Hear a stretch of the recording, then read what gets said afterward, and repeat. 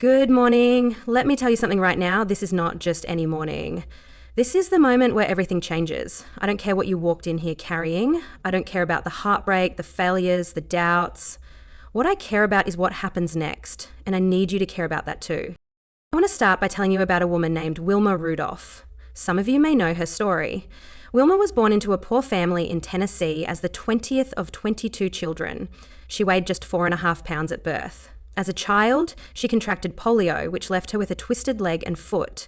Doctors said she would never walk without braces.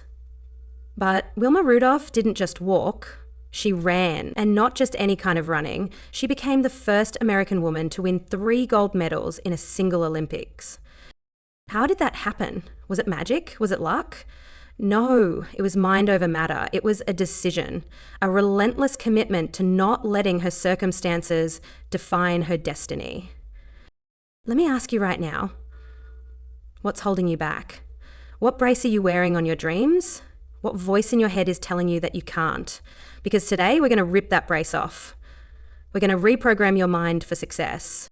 Listen, I know the struggles you face as women in this world. Society has tried to put limitations on you since the day you were born. They tell you what you can and can't do, what roles you should play, how much you should earn, and even how you should look. But let me tell you something loud and clear. Those rules were not written for you. It's time to rewrite the narrative. Let me tell you about Sarah Blakely. She's the founder of Spanx and one of the most successful self-made women in the world. But here's the thing. She started with nothing. She was selling fax machines door to door, getting rejected left and right. She didn't have a fancy business degree. She didn't have investors lining up. What she had was a vision and a mindset that refused to give up. She believed that she could create something better, and she did. That's what I'm talking about. Success doesn't start in your bank account or your resume. It starts in your mind. It starts with the belief that you are enough, that you have what it takes, that your voice matters. But here's the truth. Most people quit too soon. They hit a wall and they think that wall is permanent. But let me tell you, walls are meant to be climbed. Walls are meant to be broken down.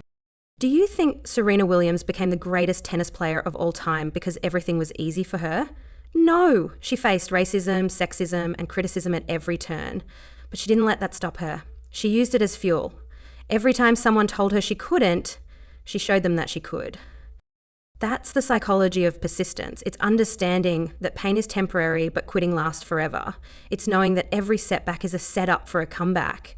You have to be willing to stay in the game long enough to win.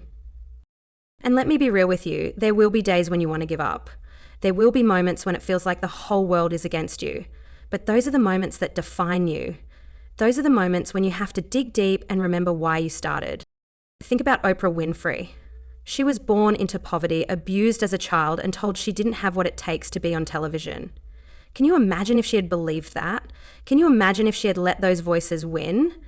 We wouldn't have one of the most powerful and influential women in the world today. She didn't let her circumstances dictate her future, and neither should you. Now, I want you to do something for me. Close your eyes for a moment. I want you to picture the life you want. I'm not talking about a little improvement. I'm talking about the big, bold, audacious life you dream of. See it, feel it. Now open your eyes and listen to me. That life is possible, but it's going to take work. It's going to take sacrifice. And most importantly, it's going to take a mindset shift. You have to stop waiting for permission. You have to stop waiting for someone to choose you. Choose yourself. Invest in yourself. Believe in yourself. And let me tell you something about resilience. Resilience is like a muscle. The more you use it, the stronger it gets. Every time you face a challenge and push through it, you're building that muscle. And eventually you become unstoppable. I want to share one more story with you. It's about a single mother who had a dream of becoming a writer. She was rejected by 12 publishers. She was living on welfare, struggling to feed her child. But she didn't give up. She kept writing, kept believing. And that woman is J.K. Rowling, the author of the Harry Potter series. What if she had quit after the first rejection? What if she had let her circumstances define her? We wouldn't have one of the most beloved book series of all time. So I'm asking you right now, what dream are you sitting on? What story are you afraid to tell? What goal have you put on the shelf because you think it's too hard or too late? It's not too late. It's never too late. But you have to be willing to do the work. You have to be willing to fail and get back up. You have to be willing to reprogram your mind for success. Here's how you do it. First, guard your thoughts. What you think about, you bring about. If you constantly tell yourself that you're not good enough, that's exactly what you'll experience. But if you feed your mind with positivity, with belief, with possibility, your life will start to change. Second, surround yourself with people who lift you up. Get rid of the toxic voices in your life. Find a tribe that believes in you, that challenges you to be better, that celebrates your wins. Third, take action. Stop waiting for the perfect moment because it doesn't exist. Start now. Start messy. Just start. And finally, never stop learning. The most successful people in the world are lifelong learners. They read, they ask questions, they stay curious. Knowledge is power, and it will give you the edge you need.